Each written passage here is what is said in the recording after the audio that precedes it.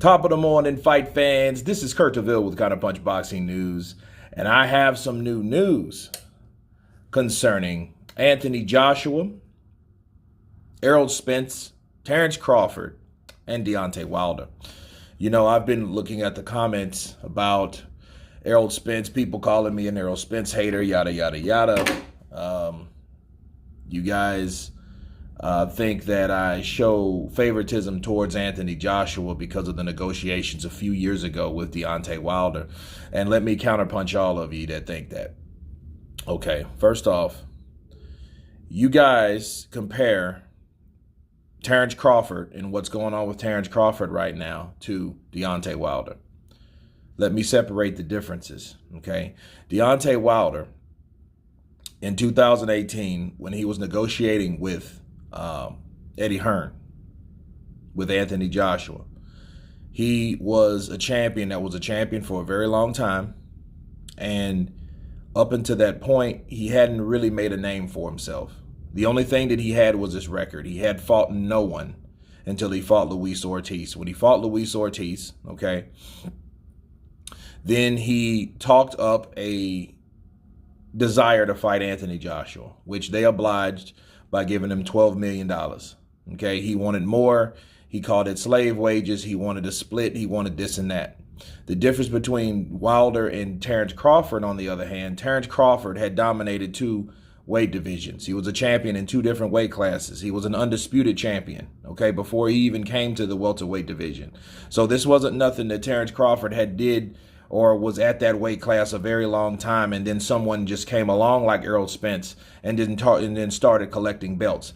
Had Terence Crawford been at 147, he would have had every belt there, okay? Because that's what he did in the other weight classes. So I'm going by the success of what Terence Crawford has already had. Terence Crawford was already on pay-per-views way before Errol Spence came into the picture. Errol Spence was a sparring partner and a young buck to guys like Floyd Mayweather.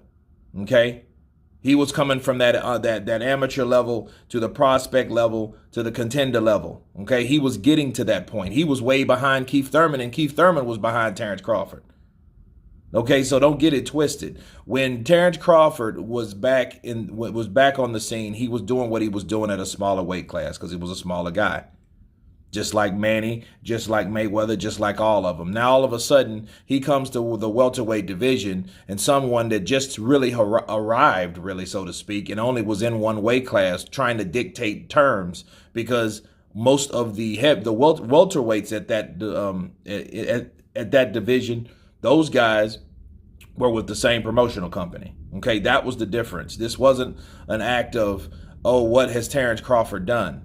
It was an act of, okay, he hadn't done much at welterweight, but he's already the pound for pound number one best fighter. Was Deontay Wilder pound for pound number one best fighter? No, he hadn't fought anybody.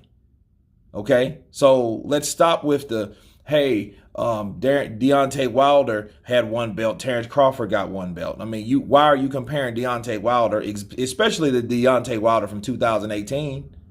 You can't compare those two. The Deontay Wilder from 2018 versus the 2021 Ring Magazine former undisputed 140-pound champion, former 135-pound champion, and current WBO welterweight champion. Why are you comparing all the accolades that man has to what Deontay Wilder had in 2018? Deontay Wilder has nothing now, but the whole thing is, well, you said that why are you think Terence Crawford should get more than Deontay Wilder? Because Deontay Wilder did less. That's why. He did far less. And other than Luis Ortiz, who else did he beat? Bermane Stiverne? Who was Bermane Stiverne? He was just another guy that was around at that time that one of the Klitschko's beat up. That's it. What else you got? Okay, so Wilder had a shit resume. Wilder didn't do anything as of meaning. Well, I mean, really, what did he do after that? He got beat. He struck a draw with Tyson Fury, one that just really came back into the scene that year. And he got beat up by Tyson Fury. Now everyone claims that he's cheating, and I got to do a whole nother video on that crap here in a second. So, again, Besides the shit that's formed around Deontay Wilder, like he's some kind of revolutionary, he just got beat up. So that's why I compare Terence Crawford to a split over Deontay Wilder. And look, don't compare Terence Crawford to Deontay Wilder, and you can't compare Errol Spence to Anthony Joshua. Okay, Errol Spence is a guy, yes, he's selling out. If he has good promotion behind him. You can't say that about Terence Crawford, now can you?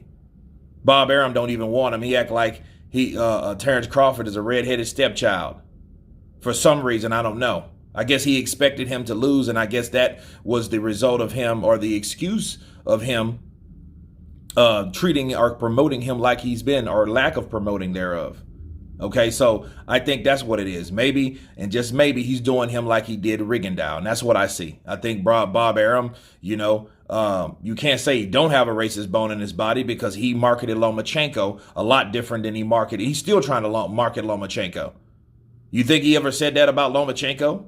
Did he say it about Terence Crawford? So you have to look at what's the difference. He did the same to Rigondeaux. He didn't even want to promote his last fight on that contract because he was worried about money.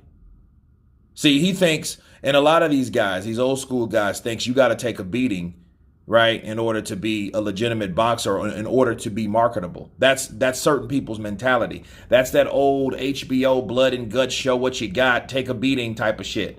Because you're too good, and since you're too good, you won't get hit, and because you won't get hit, that means you're not marketable. That's bullshit.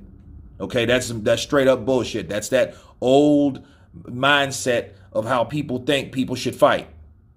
Okay, you hit without being hit.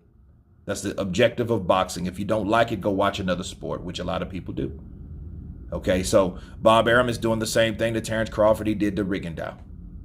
Okay, so, but is he doing that to Lomachenko? No. So you have to look at it, and you have to open your eyes and realize, well, maybe, just maybe, the motherfucker's racist. Or he don't look at white fighters like black fighters. Okay, based on the evidence I just gave you. But as far as Anthony Joshua and Errol Spence, no. Anthony Joshua has promotions. Errol Spence got rolled in a car. Right? So, I mean, yes, he's a 3-time champion at that weight class, right? But is that the only weight class that Errol Spence can go to? Who did he beat? Sean Porter, and he beat Danny Garcia up pretty good, but everybody beat Danny Garcia. He never fought Keith Thurman. Manny Pacquiao did that. So he never got the fights that he really wanted. Who else did he fight, though? Kell Brook, he went 9-10 rounds with a broken-eyed Kell Brook. Terence Crawford got him out of there in 4. You know what I'm saying? I mean, so they had some common people they fought. So if Terence Crawford fought Sean Porter, who knows? I would like to see the fight. But Terence Crawford has promotional problems now. But stop trying to compare Joshua to Errol Spence. He's not outselling Joshua. He's not on Joshua's level. Okay? But we have to think about Errol Spence is not on Joshua's level in 2018. He wasn't making that type of money then anyway. Okay? He's doing well, and I'm glad he bounced back since that accident, but come on. So that's what I wanted to tell everybody, man. Like, from comparing Terence Crawford to Deontay Wilder, that's disrespectful to Terence Crawford. To compare Errol Spence to Anthony Joshua, that's disrespectful to Anthony Joshua. Okay? You look at that how it is. You guys tell me what you think of this video. Of course, please subscribe. And you guys been counterpunching.